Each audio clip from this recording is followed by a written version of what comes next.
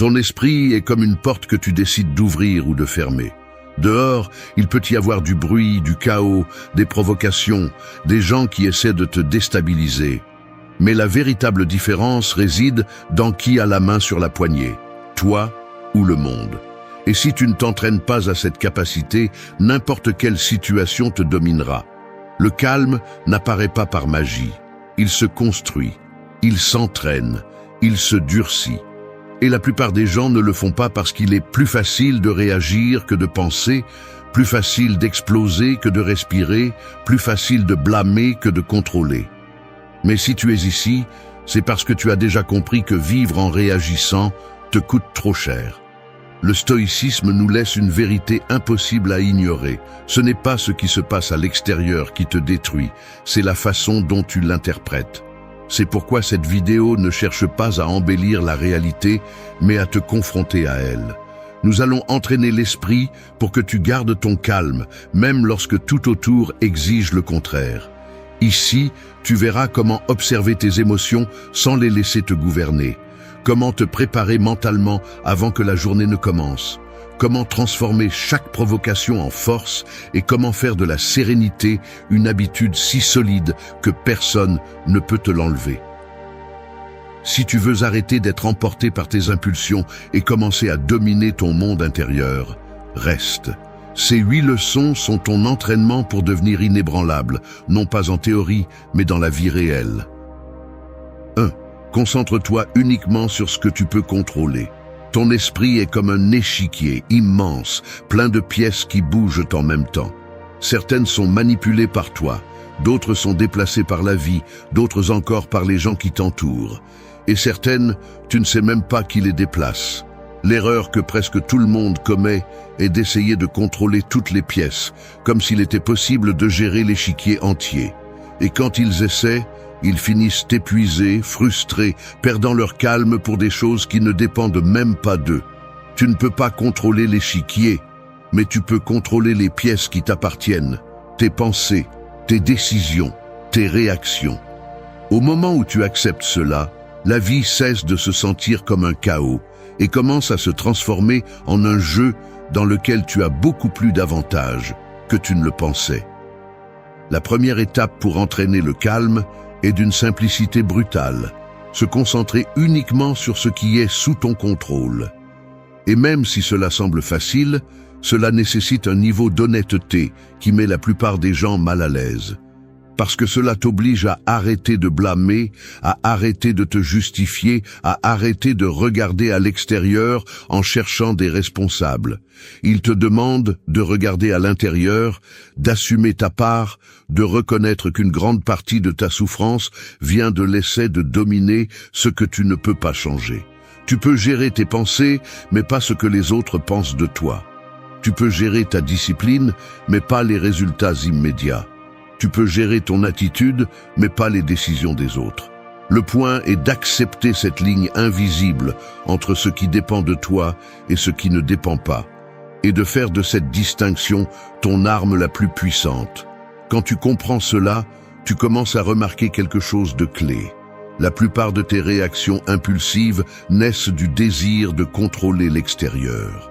Tu te mets en colère parce que quelqu'un a dit quelque chose que tu ne voulais pas entendre.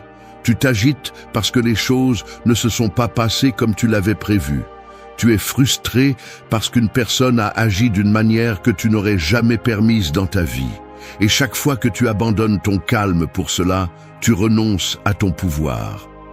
Les stoïciens insistaient sur cela pour une raison. La liberté naît là où l'illusion de contrôle se termine. Quand tu arrêtes de te battre avec ce que tu ne peux pas changer, ton énergie est libérée pour transformer ce que tu peux. Entraîner ce principe n'est pas un exercice abstrait, c'est pratique.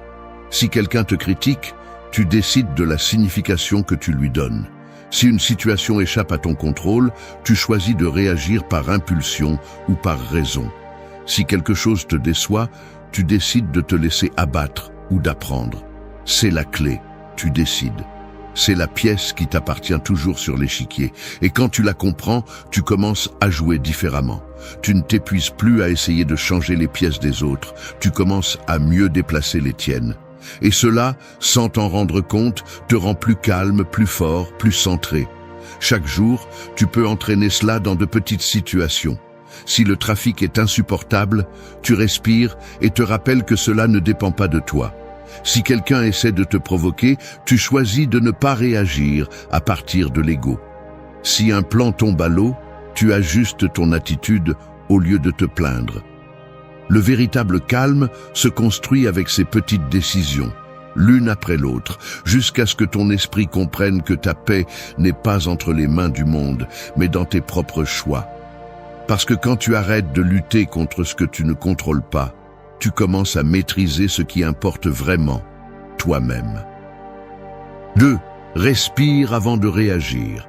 Ton esprit fonctionne comme un interrupteur de lumière. Il y a des moments où quelqu'un dit quelque chose, une situation inattendue se produit, ou une pensée inconfortable apparaît, et cet interrupteur tente de s'activer brusquement. La réaction immédiate veut tout allumer, éclairer la colère, la peur, la frustration ou l'impulsivité. Le problème est que les gens vivent en actionnant cet interrupteur sans regarder ce qu'ils font, sans se demander si cela vaut vraiment la peine d'allumer une telle tempête pour des choses si petites.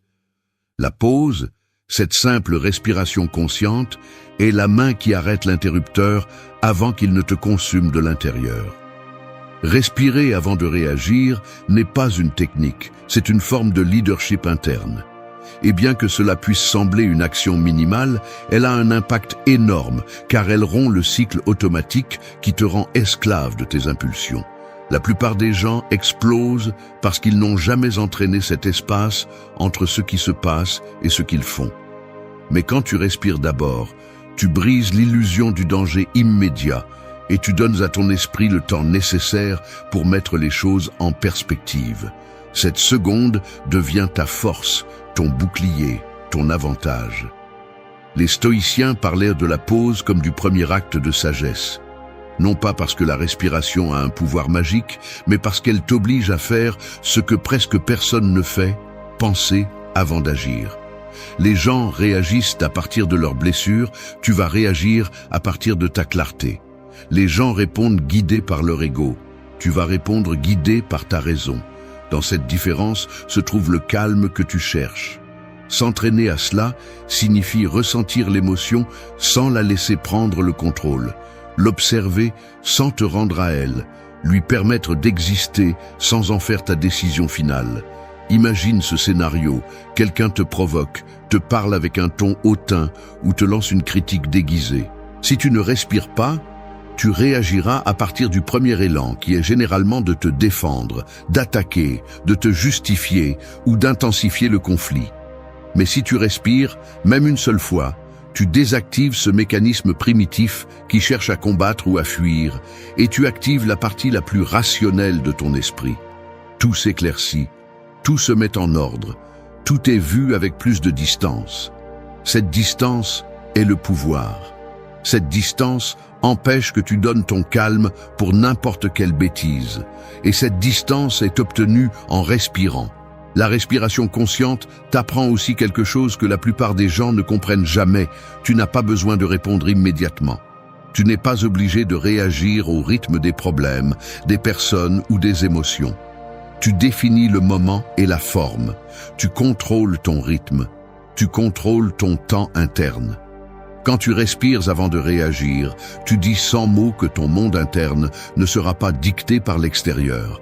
C'est un niveau de maîtrise que très peu de personnes développent dans leur vie. S'entraîner à cela nécessite une pratique quotidienne. Tu peux le faire quand un commentaire t'irrite, quand quelque chose ne se passe pas comme tu le voulais, quand les choses sont retardées, quand une dispute éclate, quand une pensée négative apparaît. Respire avant d'agir. Respire avant de parler. Respire avant de laisser une émotion décider pour toi. Cela peut sembler simple, mais ce ne l'est pas.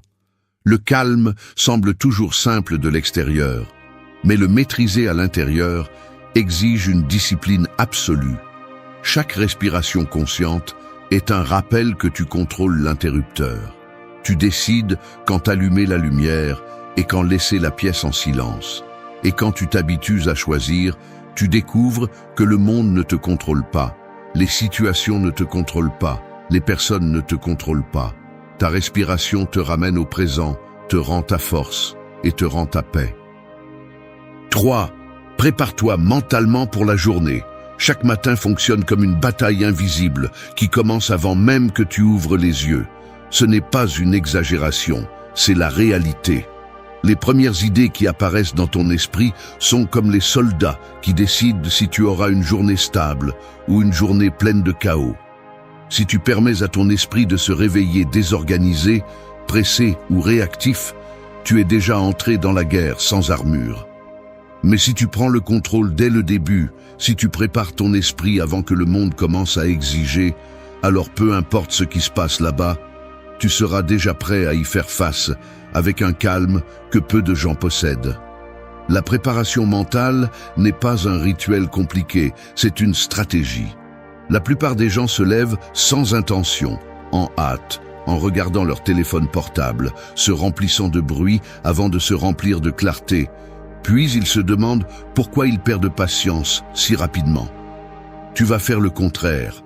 Ton premier acte de la journée sera de construire un esprit solide avant que la vie ne frappe à ta porte. Les stoïciens appelaient cela la préméditation du jour. Visualiser ce qui pourrait arriver, non pas pour en souffrir à l'avance, mais pour te renforcer avant que cela n'arrive. Se préparer mentalement signifie reconnaître que le monde ne va pas se conformer à tes attentes. Donc tu as besoin de commencer la journée à partir d'un état interne stable. Pose-toi des questions qui te mettent dans le bon rôle. Qu'est-ce qui est sous mon contrôle aujourd'hui? Quel type de personne veux-je être face aux difficultés? Comment puis-je rester calme si quelqu'un essaie de me provoquer?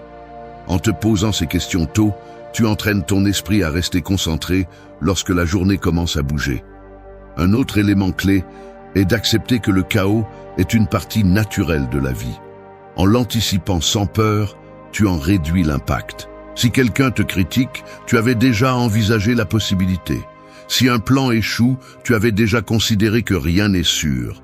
Si un problème inattendu surgit, tu étais déjà mentalement préparé à t'adapter. Cela ne te rend pas pessimiste, cela te rend stratégique. Il vaut mieux prévoir les tempêtes que de prétendre que le ciel sera dégagé tout le temps. Tu peux aussi utiliser la visualisation négative, une pratique stoïcienne puissante. Il ne s'agit pas d'imaginer des tragédies, mais de reconnaître l'impermanence de tout, le bon et le mauvais.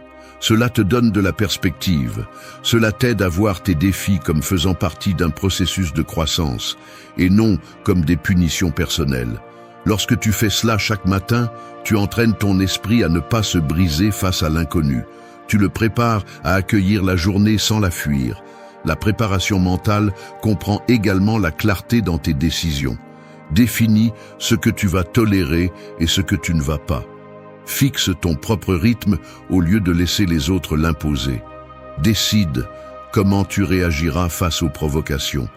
Décide quelle attitude tu garderas même quand quelque chose te fera perdre patience.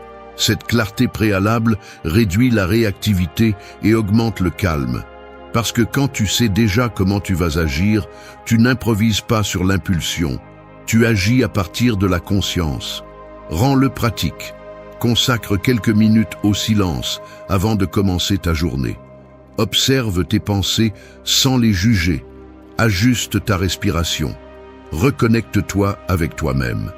Cette simple préparation te place immédiatement au-dessus de ceux qui vivent en courant sans réfléchir. Elle te rend maître de ton espace mental. Elle te rend résistant au bruit, à la pression, aux émotions soudaines. Prépare-toi mentalement et tu verras le changement. La journée ne commencera pas en te contrôlant. Tu commenceras en contrôlant la journée. Et quand tu maîtrises ton matin, tu maîtrises ton esprit. Et quand tu maîtrises ton esprit, tu deviens quelqu'un qui garde son calme, même au milieu du chaos. 4. Observe tes émotions calmement. Les émotions fonctionnent comme des visiteurs qui arrivent chez toi sans prévenir. Certaines frappent doucement à la porte, d'autres entrent en poussant, d'autres font du bruit et mettent tout en désordre. L'erreur que la plupart des gens font est de se battre avec elles ou de les laisser prendre le contrôle absolu de l'endroit.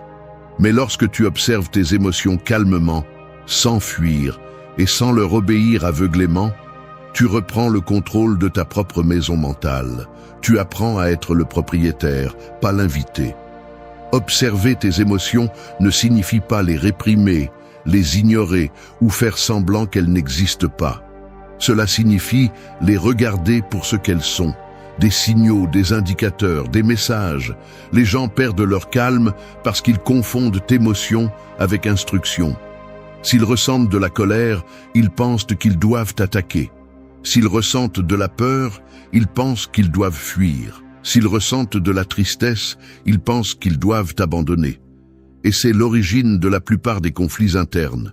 Tu vas t'entraîner à faire quelque chose de différent. Observer d'abord, agir ensuite. Les stoïciens enseignaient que l'émotion en elle-même n'est pas le problème. Le problème est l'histoire que tu construis autour d'elle. Si tu ressens de la colère et décides de l'interpréter comme une attaque personnelle, tu réagiras impulsivement. Si tu ressens de l'anxiété et décides de la voir comme un danger réel, tu seras paralysé.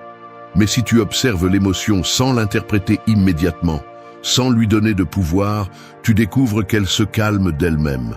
L'observation est l'outil qui sépare ce que tu ressens de ce que tu fais. Ce processus demande du courage. La plupart des gens ont peur de regarder leurs émotions en face parce qu'ils ont peur de ce qu'ils pourraient trouver. Mais tu as besoin de comprendre quelque chose qui change la vie. Une émotion n'est pas une menace, c'est une information. Et plus tu t'habitues rapidement à la voir comme telle, moins elle aura de pouvoir sur toi. Quand la colère apparaît, demande-toi ce qui l'a provoquée. Quand la peur apparaît, demande-toi ce qu'elle essaie de protéger. Quand la tristesse apparaît, demande-toi quelle blessure elle indique. C'est la différence entre quelqu'un qui réagit et quelqu'un qui maîtrise son esprit. Observer les émotions nécessite une pratique quotidienne. Tu peux commencer par quelque chose de simple. Quand tu ressens une réaction forte, n'agis pas immédiatement. Observe, décris mentalement ce que tu ressens sans ajouter de drame. Je ressens de la tension, je ressens de l'irritation, je ressens de l'anxiété. En le décrivant ainsi, de manière neutre, tu réduis automatiquement la charge émotionnelle.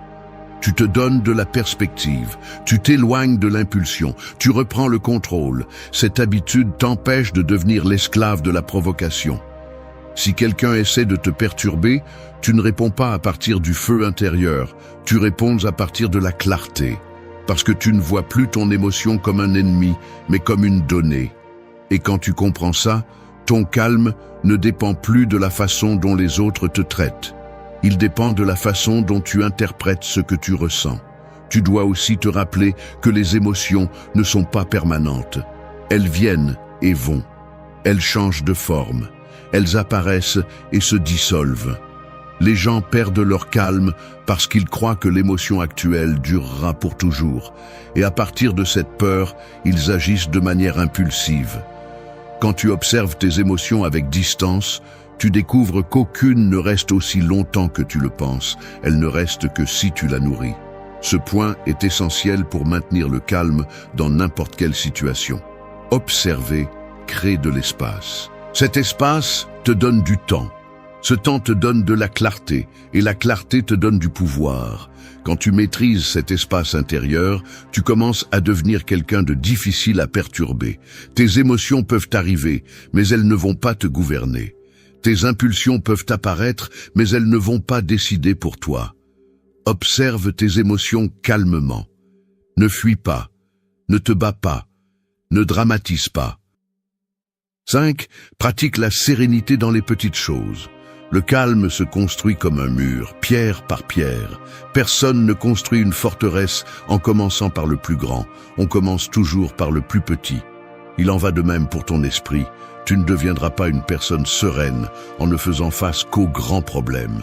Ta sérénité se forme lorsque tu choisis de rester calme dans des situations insignifiantes, celles que la plupart des gens négligent.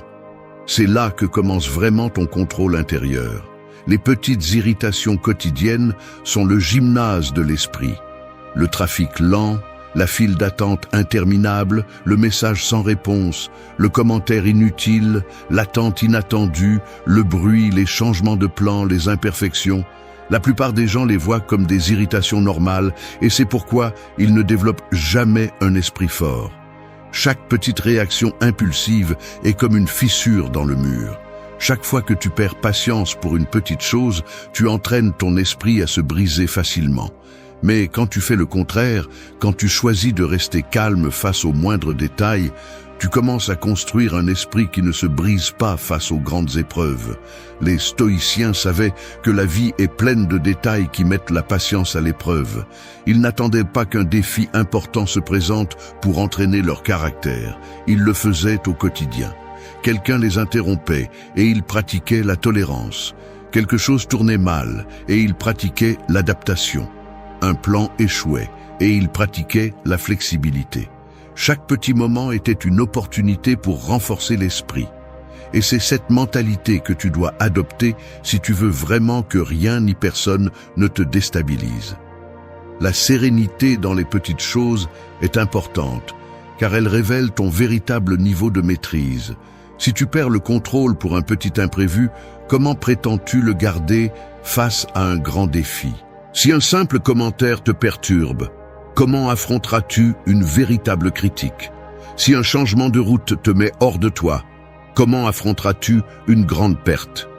La sérénité n'apparaît pas dans les grands événements, elle se révèle en eux grâce à ce que tu as entraîné dans les petites choses. Pratiquer cela est simple, mais pas facile. Quand tu sens l'irritation monter pour une petite chose, arrête-toi. Ne réagis pas. Observe ce malaise comme faisant partie de l'entraînement. Quelqu'un est en retard, respire. Quelqu'un parle plus fort que d'habitude, garde ton centre. Quelque chose ne se passe pas à ton rythme, lâche le besoin de contrôle. Cette décision constante de rester serein dans les petites choses est celle qui crée la force mentale que tu recherches. La sérénité dans les petites choses te rend également plus stratégique dans ta vie quotidienne. Elle te permet de conserver de l'énergie émotionnelle pour ce qui compte vraiment. Tu évites de t'épuiser pour des futilités. Tu évites de réagir par habitude. Tu évites de transformer l'insignifiant en problème. Quand tu maîtrises ces micro-moments, ton esprit apprend à rester stable, comme un lac tranquille qui ne se trouble pas à chaque pierre qui tombe. De plus, lorsque tu arrives à rester calme dans les petites choses, tu améliores ta capacité de concentration. Au lieu de sauter d'irritation en irritation, tu peux consacrer ton énergie à ce qui te fait vraiment avancer. L'esprit cesse de vivre en mode réactif et passe en mode conscient. Et cela te place immédiatement au-dessus de la moyenne, car la plupart des gens sont pris au piège dans des micro-réactions qui ne mènent à rien. Ce point est l'un des plus puissants, car il te prépare aux grands défis sans que tu t'en rendes compte. Si tu arrives à rester serein quand une petite chose te dérange, tu pourras aussi le rester quand la vie te pousse avec force. Le calme ne se construit pas dans les moments extrêmes, il se construit dans le quotidien. 6. Transforme la provocation en force. Les provocations fonctionnent comme le feu. Vous ne pouvez pas toujours éviter que quelqu'un allume une étincelle près de vous, mais vous pouvez décider si cette étincelle se transforme en incendie ou en chaleur qui vous renforce. Chaque fois que quelqu'un essaie de vous perturber, de vous mettre sous pression ou de vous sortir de votre centre, vous avez deux options: brûler et perdre le contrôle, ou transformer ce feu en un carburant qui vous rend plus fort. Ce choix définit votre pouvoir émotionnel. La plupart tombent dans le piège parce qu'ils réagissent à partir de l'ego. Quand ils sentent que quelqu'un les défie, ils répondent impulsivement, comme s'ils avaient quelque chose à prouver. Ils pensent que réagir est se protéger, mais en réalité, c'est abandonner leur pouvoir. Vous allez pratiquer le contraire. Vous allez utiliser chaque provocation comme un entraînement, comme un rappel que personne n'a accès à vos émotions sans votre permission. C'est là la véritable force, maintenir votre centre lorsque d'autres veulent le briser. La provocation n'est pas le problème est comment vous l'interprétez. Si un commentaire vous met en colère, ce n'est pas le commentaire, c'est votre signification. Si un geste vous irrite, ce n'est pas le geste, c'est votre interprétation. Si quelqu'un vous défie, ce n'est pas la personne, c'est votre réaction interne. Quand vous comprenez cela, vous réalisez que la provocation a une valeur cachée. Elle vous montre exactement où votre esprit a encore besoin de se renforcer. Les stoïciens enseignaient que personne ne peut vous blesser sans votre participation. Cela peut sembler dur, mais c'est la vérité. La provocation ne vous affecte que si vous décidez de participer au jeu émotionnel de l'autre. Si vous n'entrez pas, si vous ne répondez pas impulsivement, si vous ne tombez pas dans la réaction automatique, alors la provocation devient insignifiante. C'est comme essayer d'allumer une allumette sous la pluie, ça ne fonctionne tout simplement pas. Transformer la provocation en force signifie voir chaque tentative de vous perturber comme un examen de votre autocontrôle. Quand quelqu'un vous parle avec arrogance, respirez et maintenez la posture. Quand quelqu'un cherche un conflit, choisissez de ne pas leur donner la guerre qu'ils veulent.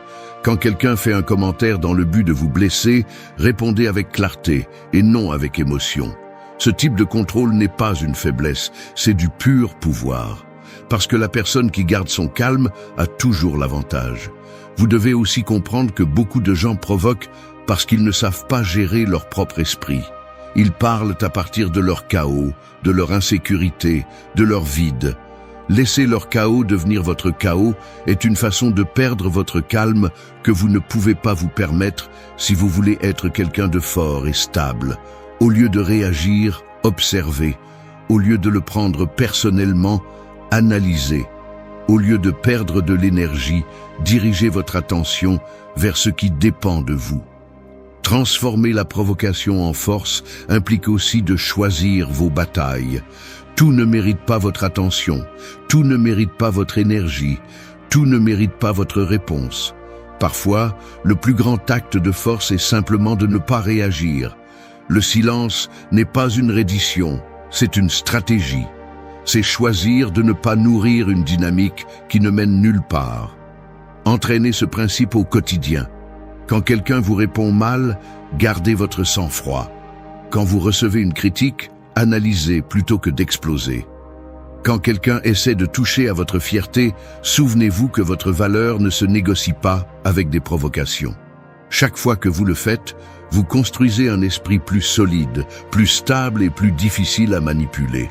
La provocation est inévitable, mais perdre son calme est optionnel. Si vous la transformez en force, chaque attaque émotionnelle devient un entraînement. Chaque commentaire mal intentionné, une épreuve surmontée. Chaque situation tendue, un rappel de votre croissance. 7. Nourris des pensées qui te donnent la paix. Les pensées fonctionnent comme des graines. Certaines grandissent en silence et te renforcent. D'autres grandissent rapidement et te empoisonnent de l'intérieur. La plupart des gens ne se soucient pas de ce qu'ils plantent dans leur esprit et sont ensuite surpris lorsque leur intérieur devient un terrain plein d'anxiété, de peur, d'irritation ou de chaos. Mais si tu veux garder ton calme en toutes circonstances, tu dois faire de ton esprit un espace cultivé avec intention, où les pensées qui entrent t'apportent la paix plutôt que de la détruire. Tu ne peux pas empêcher certaines pensées d'apparaître, ce serait impossible. Ce que tu peux faire, c'est décider lesquelles tu permets de prendre racine. La différence entre un esprit instable et un esprit fort réside dans ce choix. Si tu nourris des pensées d'inquiétude, de méfiance ou de ressentiment, ta tranquillité se fragmentera inévitablement. Mais si tu choisis des pensées qui apportent de la clarté, de la concentration et de la sérénité, ta stabilité devient difficile à briser. Les stoïciens insistaient sur ce point, parce qu'ils savaient que le véritable bruit ne vient pas du monde extérieur, il vient de la narration interne que tu crées.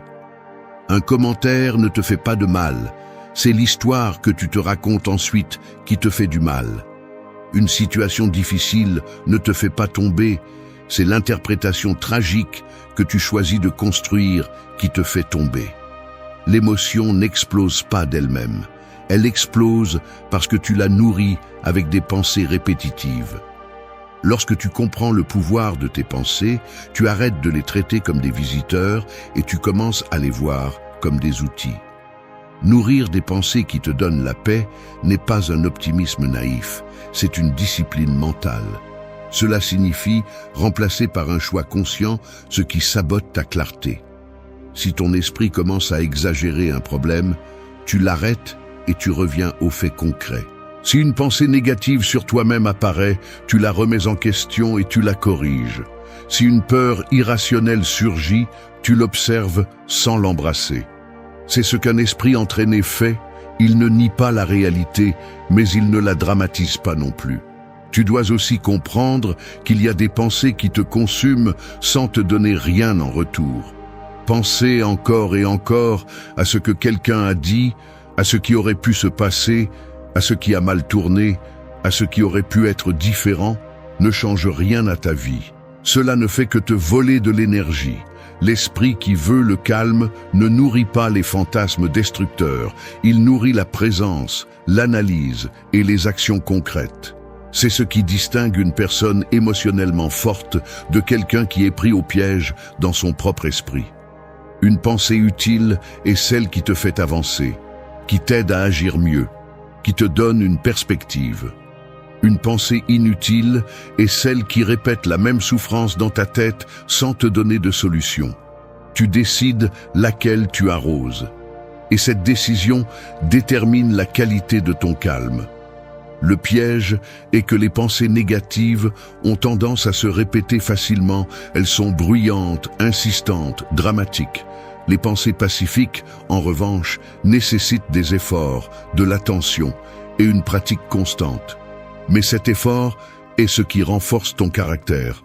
S'entraîner sur ce point signifie surveiller ton dialogue interne avec la même sérieux que tu prends soin de ton environnement physique. Si tu ne laisserais pas de déchets s'accumuler dans ta chambre, tu ne devrais pas non plus laisser des déchets émotionnels s'accumuler dans ton esprit. Si tu ne permettrais pas à quelqu'un d'entrer chez toi et de crier sans raison, tu ne devrais pas non plus permettre à une pensée irrationnelle de gouverner ta journée. C'est le niveau d'autorité mentale que tu dois construire. Rends-le pratique. Chaque matin, choisis une pensée guide qui te maintienne stable. Cela peut être un principe, une phrase, une idée claire. 8. Fais de la tranquillité une habitude quotidienne. La tranquillité fonctionne comme un muscle qui s'atrophie si on le néglige et se renforce si on l'entraîne tous les jours. Elle ne s'active pas seulement quand la vie se complique, elle se construit dans la répétition quotidienne, dans la constance silencieuse, dans ces petits moments où tu décides de garder ton centre même si rien ne t'y oblige. Les gens perdent leur calme parce qu'ils prétendent l'utiliser uniquement en cas d'urgence, comme si c'était un bouton magique. Tu ne vas pas commettre cette erreur, tu vas faire de la tranquillité une partie de ta routine, tout comme respirer, marcher ou penser. Faire de la tranquillité une habitude signifie comprendre que ce n'est pas quelque chose qui apparaît quand tu en as besoin, mais quelque chose que tu as déjà entraîné avant de faire face aux problèmes. Tout comme un athlète ne attend pas la compétition pour se préparer, tu ne vas pas attendre le conflit pour pratiquer ta sérénité. Tu vas la cultiver quotidiennement, avec intention, avec discipline et avec respect pour ton propre esprit. C'est la différence entre ceux qui réagissent et ceux qui maîtrisent leur intérieur. Les stoïciens pratiquaient leur calme tous les jours. Ils ne s'asseyaient pas à attendre que la vie soit généreuse. Ils se préparaient.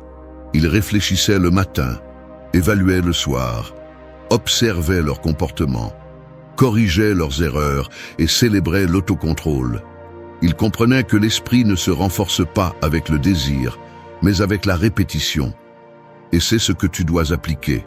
Un entraînement constant pour que ta tranquillité ne soit pas accidentelle, mais naturelle.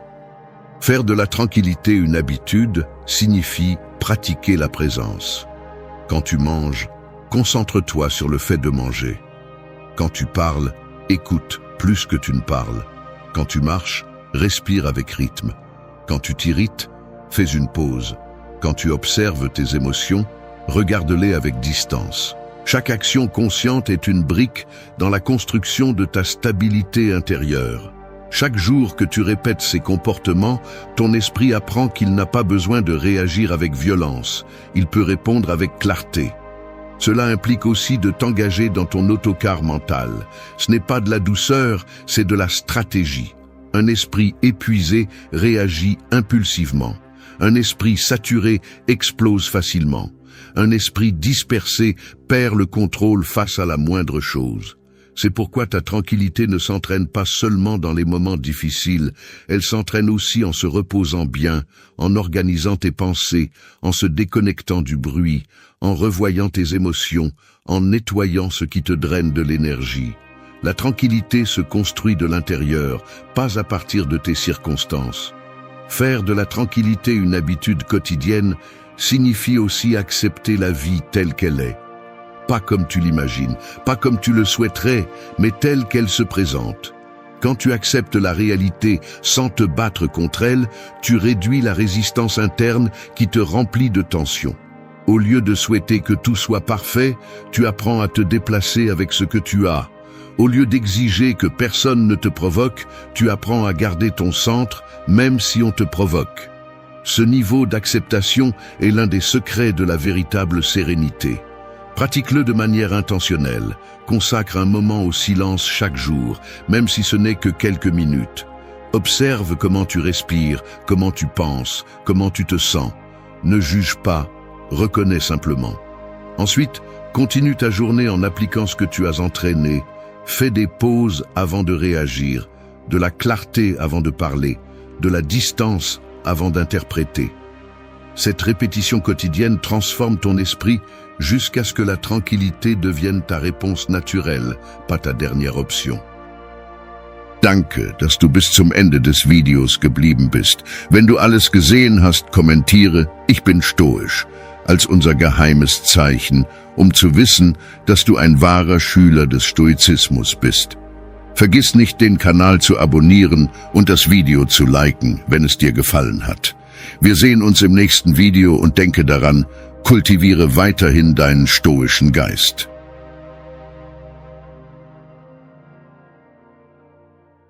Tu te réveilles, et avant même que tu ouvres les yeux, ta vie attend déjà ta première décision. Tu n'as pas besoin de poésie, tu as besoin de clarté. Tes matins te façonnent, pour le meilleur ou pour le pire, que tu t'en rendes compte ou non. Chaque jour commence par un choix brutal. Tu prends le contrôle ou tu continues à vivre en automatique. Les gens ne changent pas parce qu'ils manquent de capacité, ils changent quand ils commencent à utiliser leur matin comme un terrain d'entraînement. Le monde parle de succès, de motivation et de discipline, mais tout cela naît dans les premières minutes de la journée. C'est là que se décide ton niveau d'énergie, ton focus, ta force mentale et ta stabilité émotionnelle. Ce que tu fais dès que tu te réveilles révèle ton caractère plus que n'importe quel discours que tu prononces pendant la journée. Cette vidéo va droit au but. Si tu veux transformer ta vie, commence par tes matins. Sans excuses, sans rituels inutiles, sans fioritures. 8 habitudes simples, directes et puissantes qui alignent ton esprit, ton corps et ton âme avec un but plus élevé. Des actions qu'une personne forte, consciente et éveillée fait même si elle n'en a pas envie. Parce que c'est ainsi qu'on construit une vie solide, avec de petites décisions répétées avec intention. Ici, tu n'entendras pas de belles paroles, tu entendras ce qui fonctionne. Des habitudes qui te forcent à reprendre le contrôle, à penser clairement, à organiser ton esprit, à augmenter ton énergie, à respirer avec présence, à marcher avec un but et à vivre à partir d'une identité plus ferme. Si tu appliques ces leçons, ta journée ne s'améliore pas, elle change à la racine. Tu n'es pas ici par hasard. Si tu écoutes ceci, c'est parce que tu sais déjà que tes matins ne peuvent plus rester les mêmes. Reste. Parce que ce qui vient ne va pas seulement te réveiller, ça va te restructurer. 1. Remercie et prie au réveil. Se réveiller est comme allumer un feu intérieur, un feu qui commence par une petite étincelle, presque imperceptible, mais capable d'éclairer toute ta journée si tu en prends soin. Cette étincelle est la gratitude. Et bien que beaucoup la mentionnent comme quelque chose de beau, ici nous la verrons comme ce qu'elle est réellement. Un outil mental qui reconfigure ta façon de penser dès la première seconde de la journée. Remercier n'est pas une posture spirituelle superficielle, c'est un acte stratégique, un ajustement de ta perception qui te permet de reprendre le contrôle avant que ton esprit ne soit désordonné par d'anciennes préoccupations ou des tâches en attente qui n'ont même pas encore commencé. C'est pourquoi cette première leçon exige de l'honnêteté et de la présence, car celui qui ne maîtrise pas les premières pensées de la journée perd la bataille avant de commencer. Lorsque tu te réveilles, ton esprit est dans son état le plus vulnérable et le plus malléable. C'est à ce moment que les pensées entrent sans filtre, que les émotions peuvent prendre le dessus si tu ne les diriges pas, que ton énergie se définit en fonction de l'endroit où tu portes ton attention. C'est pourquoi cette action n'est pas négociable, elle est fondamentale, car elle t'oblige à choisir quelle graine planter. Tu peux planter le chaos et les plaintes, ou tu peux planter la direction. En remerciant et en priant au réveil, tu choisis consciemment la direction que prendra ton esprit et tu décides que ce ne seront ni l'impulsion, ni l'anxiété, ni l'inertie qui définiront ta matinée. Remercier ne signifie pas ignorer tes problèmes, cela signifie les regarder depuis une position plus ferme. Lorsque tu remercies pour être en vie, pour avoir un jour de plus pour essayer, pour l'opportunité de corriger des erreurs, d'avancer, de t'améliorer ou de recommencer, tu te places psychologiquement au-dessus de ce qui te préoccupe. Cela ne te rend pas naïf, cela te rend maître de ton focus. La gratitude est une ancre mentale qui empêche les pensées négatives de s'activer en premier. Au lieu de cela, tu choisis de commencer à partir d'un état interne plus solide, plus conscient, plus aligné avec tes valeurs. La prière, d'autre part, n'est pas un acte religieux obligatoire.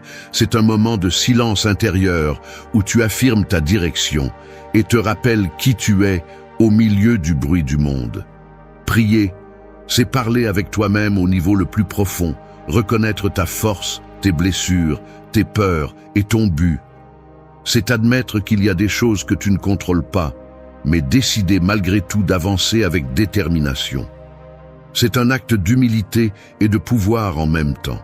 Humilité pour accepter ce qui ne dépend pas de toi et pouvoir pour assumer courageusement ce que tu dois affronter. Lorsque tu combines gratitude et prière dès que tu ouvres les yeux, quelque chose change immédiatement. Ton esprit cesse de réagir et commence à répondre. Tes émotions cessent de courir sans direction et trouvent une direction. Ton esprit se calme suffisamment pour que tu puisses penser clairement et agir avec intention. Cela transforme ton réveil en une transition consciente, non en un saut automatique vers le chaos. Tu commences avec une force mentale au lieu de la faiblesse, avec un focus au lieu de la confusion, avec un but au lieu de la dispersion. Une personne qui commence sa journée ainsi ne se brise pas à la moindre chose, car elle a déjà commencé à gagner de l'intérieur. 2. Activez-vous avec la lumière naturelle. La lumière du matin fonctionne comme un interrupteur caché que le corps attend avec une précision presque millimétrique. C'est comme si vous étiez une machine puissante qui ne démarre pas complètement jusqu'à ce qu'elle reçoive le bon signal. Ce signal n'est pas le café, ce n'est pas le réveil, ce n'est pas le bruit du monde, c'est la lumière naturelle qui entre par vos yeux et dit à votre biologie de vraiment se réveiller. Vous pouvez essayer de vous motiver, vous pouvez répéter des affirmations, vous pouvez planifier la journée, mais si votre corps est toujours en mode nocturne, tout semble plus lourd, plus lent, plus confus. C'est pourquoi cette deuxième leçon est si directe, votre matin ne commence pas jusqu'à ce que la lumière touche votre peau.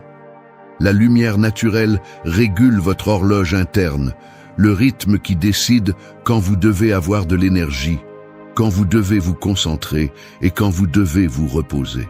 C'est l'outil le plus simple et le plus puissant pour aligner votre corps avec votre esprit.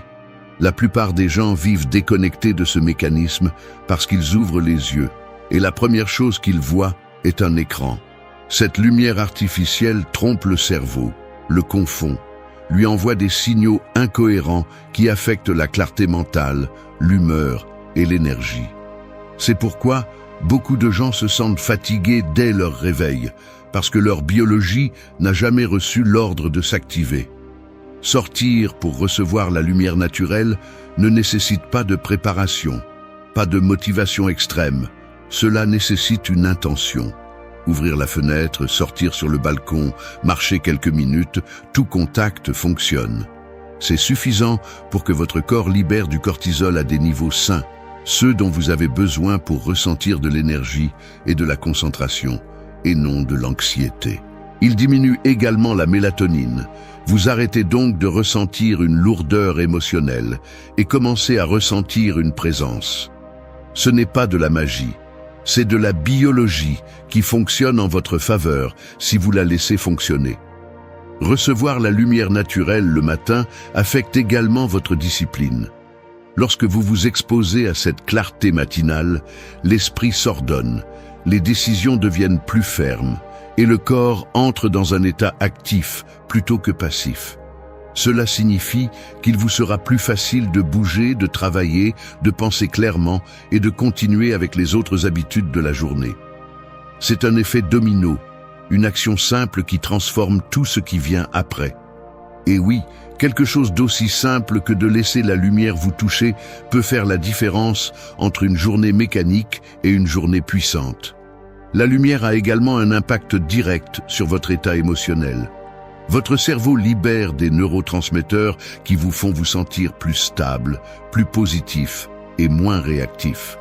Cela signifie que vous commencez la journée à partir d'un point haut, pas d'un état d'irritation ou de fatigue. Un état émotionnel plus stable vous rend plus difficile à agiter, plus difficile à manipuler, plus difficile à abattre. La lumière naturelle ne vous rend pas invincible, mais elle vous place dans une position mentale plus forte. Il y a quelque chose de plus important encore. Vous exposer à la lumière naturelle tôt régule votre rythme de sommeil la nuit. Votre corps sait exactement quand il doit s'éteindre parce qu'il sait exactement quand il a été activé. Cela vous permet de mieux vous reposer, d'avoir des nuits plus réparatrices et de vous réveiller avec plus d'énergie. La lumière du matin définit la qualité de votre nuit. C'est un cycle complet d'équilibre physique et mental qui commence par un acte si simple que beaucoup l'ignorent parce qu'ils le voient comme quelque chose d'évident. Celui qui comprend cela gagne en pouvoir. Celui qui l'applique tous les jours crée une véritable force intérieure. Parce qu'au final, la discipline ne commence pas par la force de volonté. Elle commence par la façon dont vous réveillez votre corps. Et la lumière naturelle est la façon la plus simple de l'allumer complètement. 3. Respire pour reprendre le contrôle. Le corps est comme un cheval indomptable, fort, rapide et sensible. Si tu le montes sans contrôle, il t'entraîne. Si tu prends les rênes fermement, il te mène exactement là où tu veux aller. La respiration est cette rêne invisible que presque personne n'utilise intentionnellement. La plupart des gens respirent pour survivre, pas pour diriger leur état mental. C'est pourquoi ils se lèvent agités, irritables, confus ou épuisés, parce qu'ils commencent la journée en laissant les émotions les monter au lieu de prendre le contrôle de l'intérieur. Cette leçon est simple mais profonde. Si tu contrôles ta respiration, tu contrôles ta vie. La respiration est l'outil le plus direct pour réguler ton système nerveux. Chaque inspiration envoie des signaux d'activation, chaque expiration envoie des signaux de calme. Peu importe ce qui se passe à l'extérieur, si tu apprends à gérer ce mécanisme, tu peux retrouver la clarté même quand tout le reste semble se désorganiser. C'est pourquoi cette habitude fonctionne chaque matin, que tu sois fatigué, stressé, sous pression ou chargé émotionnellement. Respirer consciemment, c'est comme appuyer sur un bouton interne qui réorganise tes pensées et te ramène au présent avec force. Beaucoup de gens pensent que respirer profondément est suffisant. Mais ici, nous allons plus loin. La respiration consciente au réveil est un acte de maîtrise personnelle. C'est choisir, avant que le monde ne te parle, comment tu veux te sentir. Tu peux le faire assis sur ton lit, debout, en marchant, ou même en regardant par la fenêtre. L'important est que tu inspires avec intention, que tu retiens pendant quelques secondes, puis que tu relâches l'air avec la même fermeté que tu relâches la peur, le stress et l'inertie d'hier. Cette pratique envoie un message clair à ton esprit. Je donne le rythme, pas mes émotions. Quand tu respires correctement, l'esprit cesse de divaguer et s'aligne. Le cerveau reçoit plus d'oxygène, les idées deviennent plus claires et le sentiment d'urgence disparaît. Tu n'as pas besoin de motivation, tu as besoin de présence. La respiration consciente coupe le bruit interne, réduit la fréquence de l'anxiété et te donne une base émotionnelle stable pour continuer la journée. C'est comme nettoyer une fenêtre embuée, tu vois soudain ce qui était auparavant déformé. De plus, respirer avec intention renforce ton autocontrôle. Beaucoup de problèmes de la journée ne viennent pas de ce qui se passe, mais de la façon dont tu réagis. Si ta respiration est accélérée, tu réagis impulsivement. Si ta respiration est lente et profonde, tu réponds intelligemment. C'est là que cette leçon devient du pouvoir pur. Maîtriser la respiration te rend moins manipulable, plus difficile à perturber et plus conscient de tes actes. Celui qui contrôle sa respiration contrôle son tempérament, et celui qui contrôle son tempérament contrôle sa vie. Cette habitude a également un impact sur ta santé physique. Elle réveille ton système cardiovasculaire, réduit la tension musculaire et active ton énergie interne de manière naturelle. Tu n'as pas besoin de stimulants pour te sentir éveillé, tu as besoin d'oxygène, entrant de manière complète, profonde et dirigée.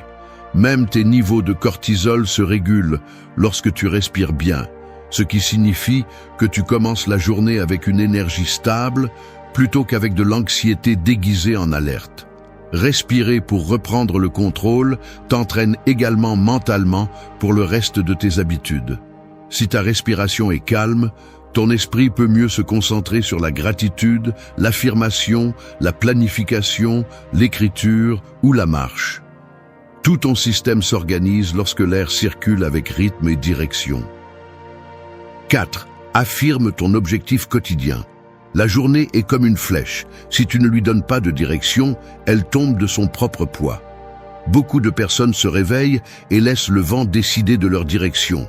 C'est pourquoi elles avancent sans intention, se dispersent, se frustrent et ont l'impression de beaucoup travailler, mais de peu construire.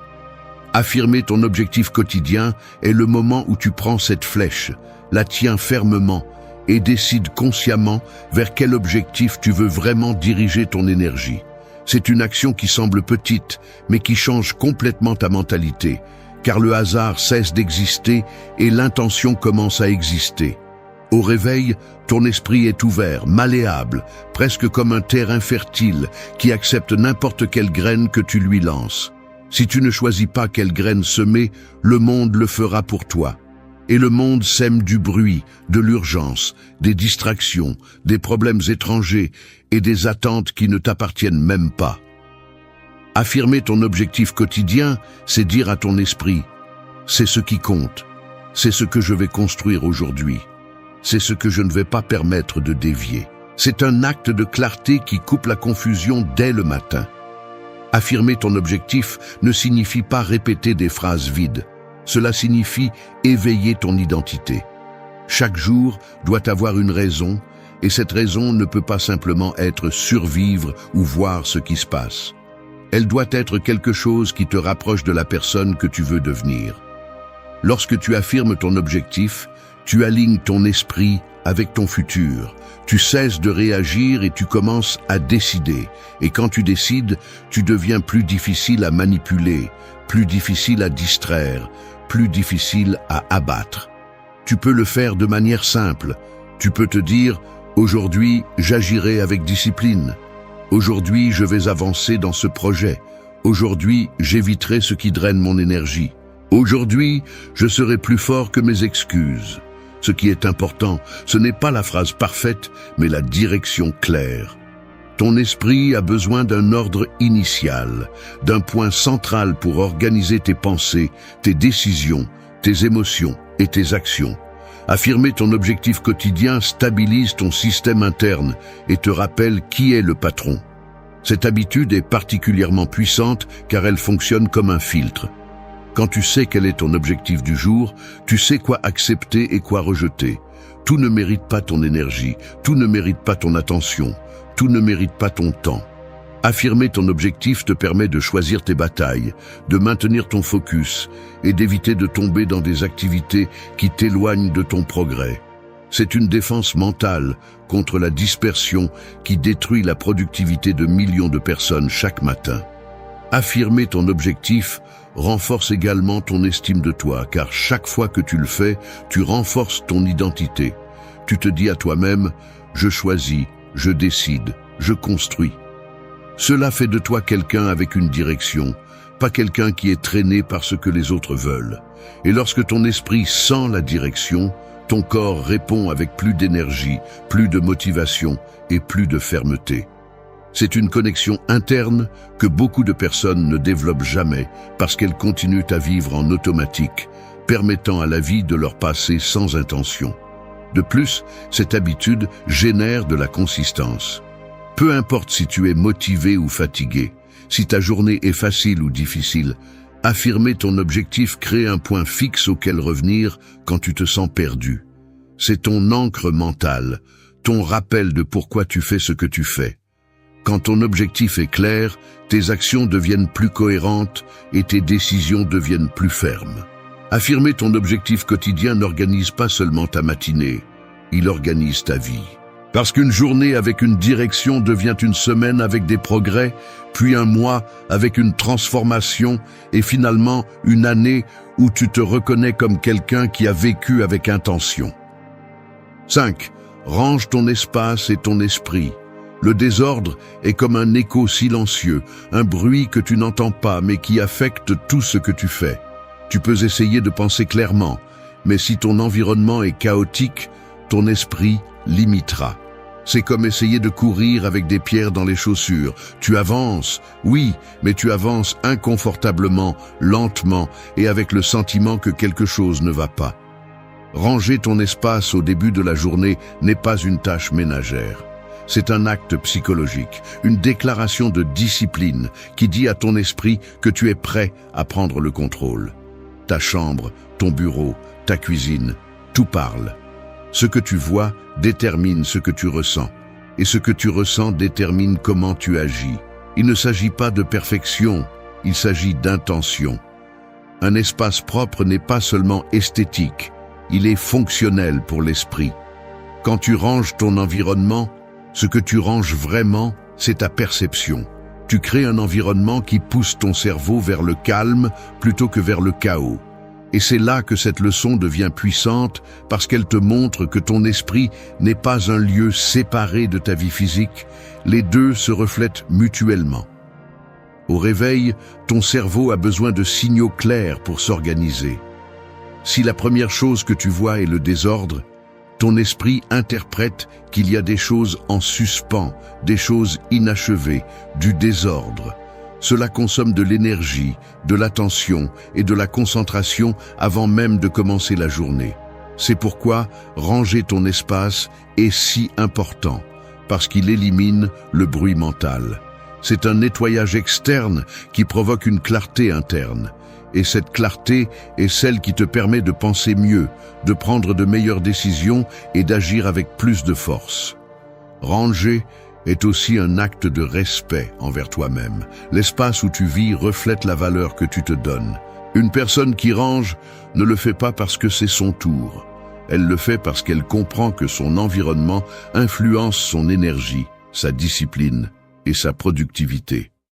Chaque chose que tu ranges, chaque objet que tu mets à sa place, chaque surface que tu nettoies envoie un message direct à ton système neural. Je contrôle ma vie.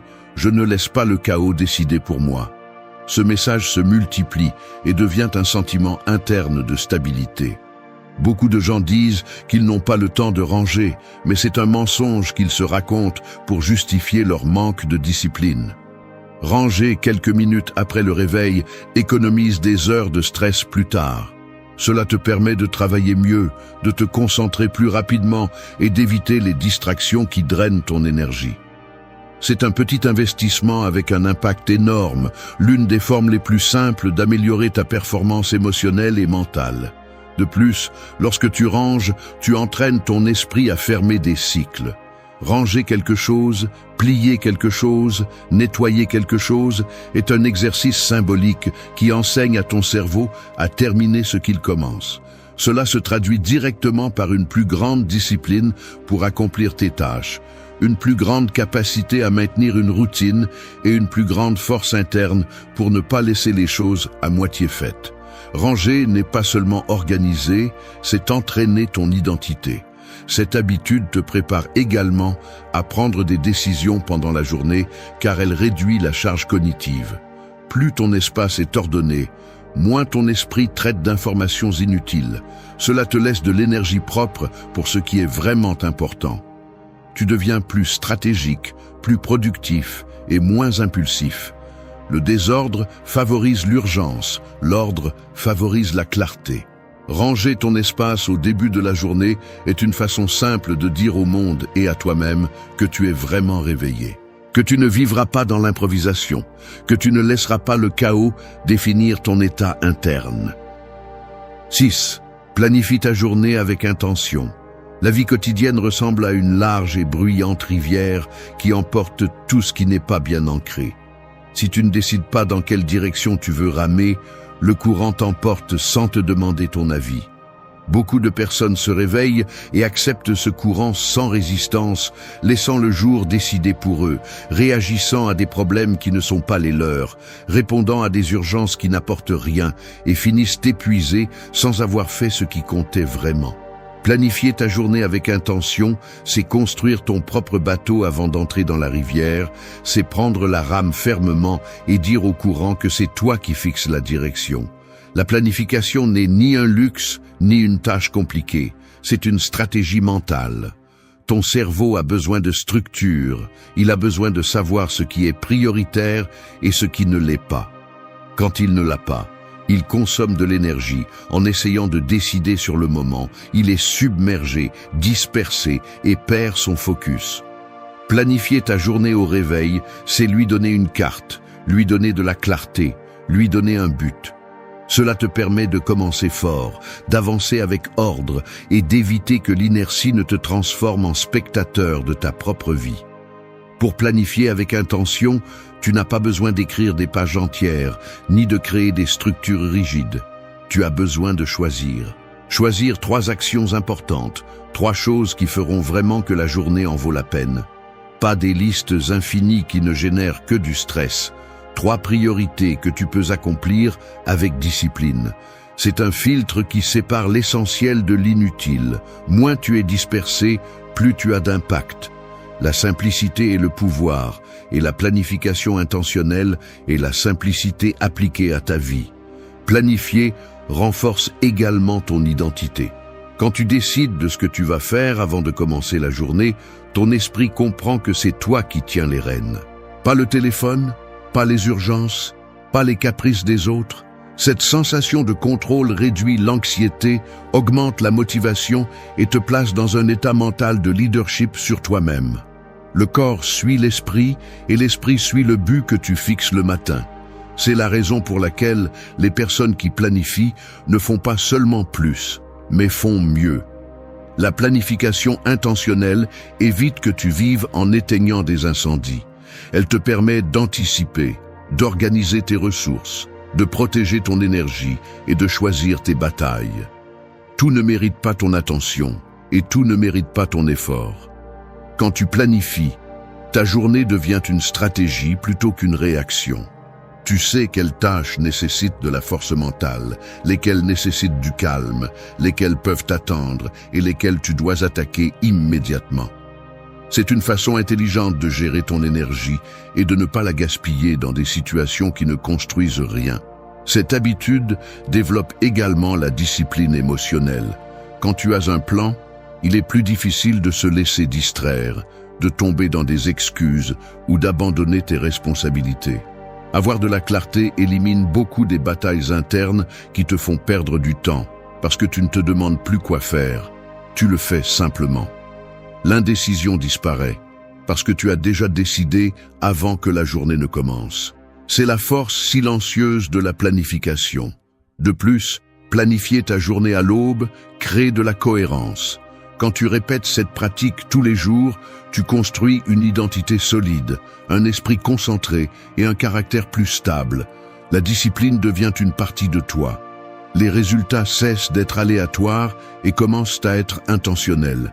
Planifier transforme ta vie à travers une simple décision quotidienne. Prendre le contrôle avant que la journée n'essaie de te prendre. Planifier ta journée avec intention n'est pas seulement une habitude, c'est une arme.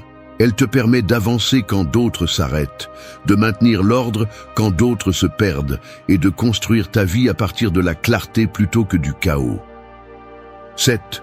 Écris pour éclaircir ton intérieur. L'esprit est comme une pièce sombre pleine d'objets que tu distingues à peine.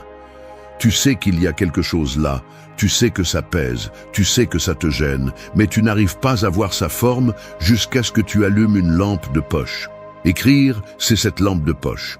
Peu importe ton intelligence ou ta volonté, si tu ne mets pas tes pensées sur papier, elles resteront mélangées, enchevêtrées, se heurtant les unes aux autres comme des ombres sans identité.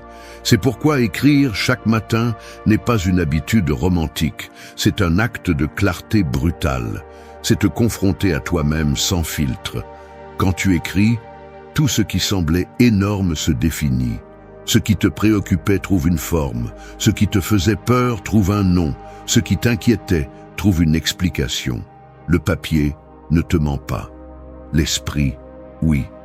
L'esprit exagère, minimise, évite, dramatise et se perd dans son propre labyrinthe. Le papier, en revanche, t'oblige à ordonner. Chaque mot que tu écris est une pièce placée à sa place. Chaque phrase que tu poses est une pensée qui cesse de flotter sans direction. Cette habitude transforme ton matin car elle élimine ce qui gêne et récupère ce qui sert. C'est un filtrage émotionnel et mental. Elle te permet d'identifier ce qui est réel, ce qui est le produit de la fatigue, ce qui est une préoccupation légitime et ce qui n'est que du bruit mental accumulé depuis hier. Écrire te donne un avantage que presque personne n'a, la capacité d'observer ton esprit de l'extérieur. Cela fait de toi une personne plus consciente, moins impulsive et plus maîtresse de ses décisions. Écrire n'a pas besoin d'être poétique ou parfait. Ça peut être une liste, un paragraphe désordonné, une réflexion courte, un déchargement émotionnel. L'important n'est pas la forme, c'est la sincérité. Quand tu écris sans peur de te juger, ton esprit se libère.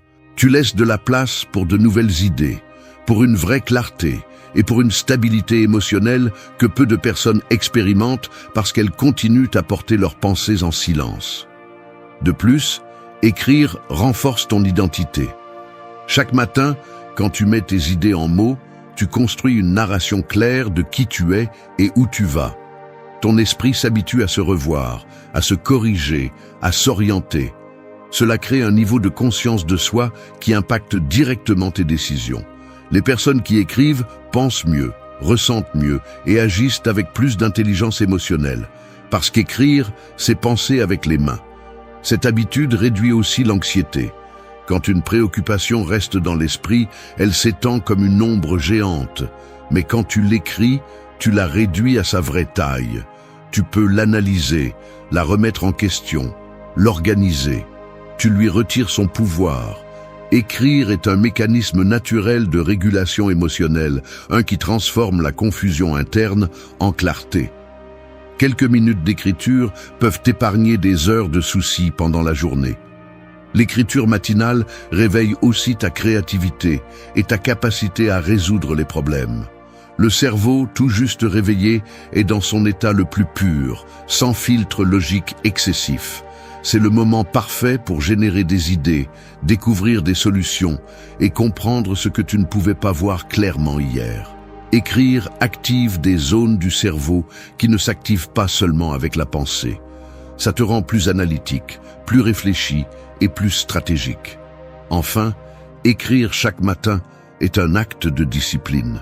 Non pas parce que c'est difficile, mais parce que ça exige que tu t'arrêtes et que tu t'observes avec honnêteté. Et la plupart fuient cela. Mais tu n'es pas ici pour faire partie de la majorité. Tu es ici pour prendre le contrôle de ta vie, de l'intérieur, et un esprit écrit est un esprit ordonné. Un esprit ordonné est un esprit fort. 8. Marche dans la nature au début de la journée. Le corps est comme une antenne. Il capte tout ce qui l'entoure, même ce que tu ne perçois pas consciemment. Et quand tu passes tes premières minutes de la journée enfermé entre quatre murs, coincé devant des écrans ou entouré de bruits artificiels, ton antenne se remplit d'interférences. En revanche, marcher dans la nature est comme ajuster la fréquence et te reconnecter à un silence qui ordonne, une clarté qui nettoie et une énergie qu'aucune ville ne peut te donner. La nature n'est pas un luxe, c'est un rappel d'équilibre dont ton esprit et ton âme ont urgemment besoin. Quand tu marches au début de la journée, ton corps se réveille d'une manière différente. Ce n'est pas la précipitation, ce n'est pas le stress, ce n'est pas le mouvement mécanique, c'est un rythme naturel qui synchronise ta respiration, ton esprit et ton état émotionnel. La nature a une capacité presque immédiate à réduire tes niveaux de tension, à apaiser les pensées accélérées et à te redonner un sentiment de maîtrise interne. Quelques minutes de marche peuvent faire ce que des heures de motivation ne parviennent pas à faire, parce que l'environnement façonne ton état mental. Le simple acte de marcher génère d'importants changements biologiques. Ton sang circule mieux, ton système nerveux se régule, ta posture s'améliore et tes sens s'activent. La lumière naturelle frappe directement tes yeux, aidant ton horloge interne à s'aligner. Le mouvement constant crée une clarté mentale, parce que quand le corps avance, l'esprit s'ordonne. Marcher ne te déplace pas seulement, il te réinitialise. C'est comme appuyer sur un bouton interne qui élimine l'accumulation émotionnelle, la tension mentale et les pensées répétitives. Marcher dans la nature te permet aussi de penser plus intelligemment. Les idées coulent plus proprement, ta créativité augmente, tes problèmes sont vus sous un angle plus réaliste et ton esprit devient plus stratégique. Les meilleures décisions n'apparaissent pas devant un écran, elles apparaissent quand tu bouges. La nature réduit les distractions et te laisse écouter quelque chose que peu de gens écoutent aujourd'hui, ta propre conscience qui parle sans bruit dessus. Cette habitude renforce également la discipline. Sortir pour marcher implique du mouvement, implique une intention et brise immédiatement la paresse matinale qui se forme lorsque tu restes immobile trop longtemps. Tu n'as pas besoin que ce soit une longue marche, tu as besoin qu'elle soit constante. Parfois, 5 minutes suffisent pour que ton corps comprenne que la journée a commencé et que tu es prêt à l'affronter avec force. La discipline n'est pas une émotion, c'est une action, et marcher est l'une des premières actions qui accélèrent ton identité disciplinée. De plus, marcher dans la nature est un moyen de te rappeler que tu appartiens à quelque chose de plus grand que tes soucis. L'air, les arbres, le ciel, la terre, tous ces éléments te mettent en perspective.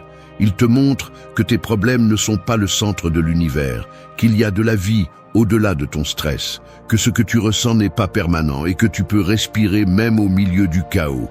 Cette perspective réduit l'anxiété, renforce ta patience et calme l'esprit de manière profonde. Cette habitude a également un impact direct sur ton énergie émotionnelle.